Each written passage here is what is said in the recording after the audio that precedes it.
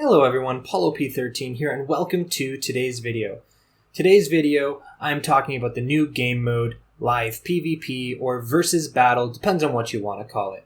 As we all know, this mode just came out in the game, and let's face it, it is a great mode, which a lot of people are enjoying, and it has been a breath of fresh air into this game that hasn't had a new mode since Alliance War. But this is only a great mode.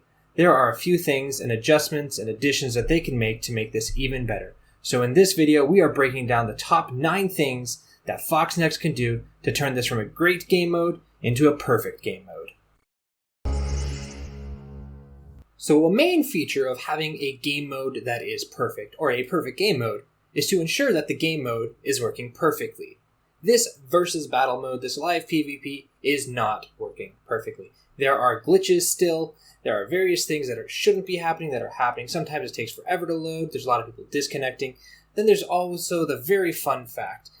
This game mode is built around the fact that you can choose your moves and against someone else that can choose their moves. However, that's not always happening. I'm going to insert a little clip right here to show you what happens sometimes.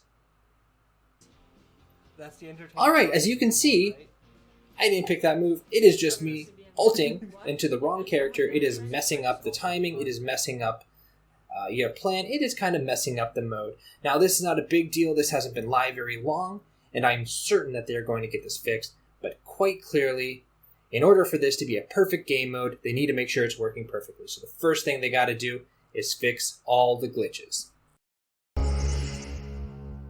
Okay, another one that is pretty self-explanatory, but a lot of people like this game mode. This is a nice casual way to kill time with no limits on how much of it we can do. So if we have times that we need to be on our phone more often than we would like to be, or we would like to be, basically we have days where we just really need to be on our phone a lot, and sometimes we have nothing left to do in the game, but now we can do this as long as there are other people to fight against. And a lot of people really like this and really like the casual atmosphere. So what is this suggestion?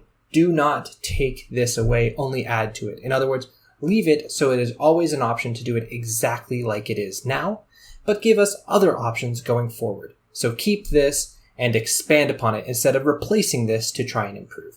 That is a major part of making this go from great to perfect. If you were to ask 10 people what their top 3 favorite things about their first few PvP fights were, I guarantee you a majority of them would have the red star rewards that they received in their achievements as in that list, if not at the top of that list.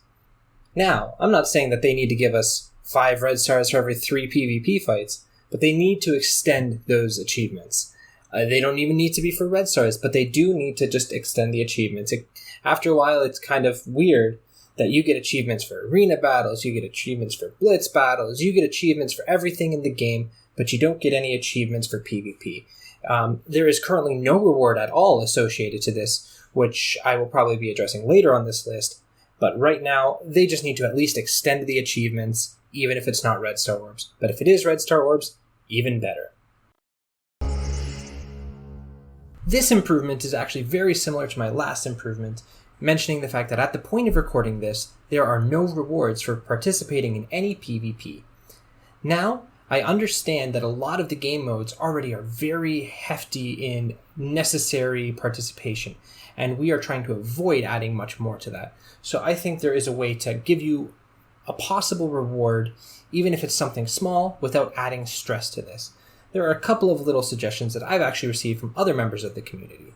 One is, similar to the participate in complete raid battles, complete PvPs in your daily objectives, but don't make them necessary to have a full clear, and then that way the rewards can be small. The one that I like a little bit more is kind of an alliance PvP leaderboard, kind of like the raid season and war season, but it's only within your alliance, and the rewards aren't as big, but just a nice little bonus, even if it's like cosmetics and a couple and an orb. Some cosmetics like a nice little color of the frame around you. If you're first, you can get a gold one. If you're second, you can get a silver. If you're third, you can get bronze, and so on and so forth. Just a little cosmetic thing and an orb. Just a little something that every couple of weeks you can get a nice little reward based on how you do in PvP and participating in this game mode. There are various ways that you can do this, but there needs to be some sort of reward, even if it's not the biggest. One aspect of the game that has been most scrutinized, as in most suggested to find a way to improve, is the large amount of screen time necessary to be competitive in this game. And Foxnext has actually made some strides to get better at this, and has promised to keep working on this. However, there is one detail that is making this a lot harder. If you want to do a PvP fight and you are challenging someone, you have to wait until they accept on that page, until they either accept or the 5-minute timer runs out. You know one way to ensure you're not reducing the amount of screen time necessary for your game? Force them to just stay there waiting on a response from someone else. That person could be going to the bathroom, could just not see the challenge for a couple of minutes. And in the meantime, you are forced to wait instead of being able to, go through the stores, go through your roster, anything. There's tons of things that we could be doing. I understand possibly not being able to join a battle or can participate in a raid, but at least be able to go through the various menus and tabs. This really needs to be adjusted to make this mode as perfect as possible. One of the great parts of this game is that you are able to get to know a lot of people at various levels in the game, whether they be 4 million collection power bigger than you or just starting out. There is a whole community that comes together and you get to know a lot of people. So why don't you allow us to have a fair PvP match with the people that are either way above us or way below us? There needs to be a way for late game players to face early game players, whether that be a power cap, like you can only go up to a certain amount of power on your choices, or overall power, or a power boost, meaning that the lower person is able to have their roster magically built up to roughly reflect the other roster, or all things equal, that once you have picked your characters, they all kind of get equalized, so it's an even power level, or a ability to play with full max rosters, so that both people get to experience even more than they can naturally experience at an even playing field, maybe even inspiring people to want to try the new characters even faster, perhaps generating revenue for the game, but also just making a much better experience in general. And then finally, a more out-of-the-box solution that I find really interesting is 2 people sharing one roster for this mode. So instead of my roster versus their roster, we both are using my roster. We're banning characters from my roster, and we have to split up the characters. Like, if I pick my Black Bolt, he can't pick my Black Bolt, so he has to find it else. So the draft goes the same way, but it's only one roster of character options. That makes it a little more interesting. You're going to have to go a little deeper, but it's a fair playing field because it's the same roster. There just needs to be a way for late game players to face early game players, and vice versa, and I think there are a lot of ways that this can be addressed, and this needs to be addressed to bring this mode to the next level. Since this game mode has gone live, there has been one suggestion that has been heard the most often in the community amongst all the suggestions, and that is, let us test matchups in different situations.